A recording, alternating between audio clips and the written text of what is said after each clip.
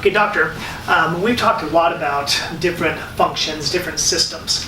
Now this may seem a little bit out there, and so if there's no connection, I get it. I've already been amazed at how many things are connected. But does butyric acid have any relationship to the health of the skin? You know, when you first look at it, you think, gosh, how could those systems be connected? But interestingly enough, they are. Embryologically, so that's when you're forming inside of the womb, there's a group of cells that splinter off, and they eventually become your digestive system, your lungs, and your skin.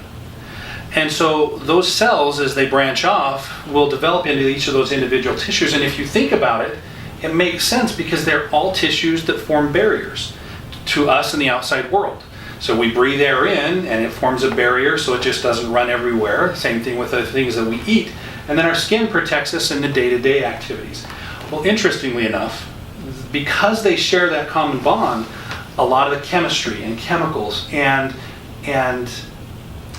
minerals and nutrients that affect one affect the other.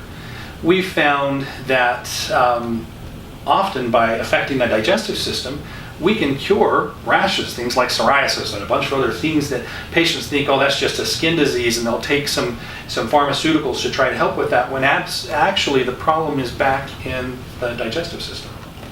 Wow, that's amazing. But when you put it that way, it really does make a lot of sense. It produces endothelial cells that protect the stomach lining, or that is the stomach lining that protects us. Yes. It protects and strengthens the blood-brain barrier. So I guess it makes sense that it would also protect and benefit the biggest barrier, the biggest organ on our body, which is our skin. All of those things seem to be connected, like you mentioned. Very much connected. And the immune system of the skin seems to be connected to the overall immune system, and so the same food, if you will, that would help one, so it would seem to help the other. This is just amazing stuff, Doctor. I really appreciate you taking the time with us today, and it's so great to know that we don't all have to have medical degrees, but there are things that we can do to take control of our own health.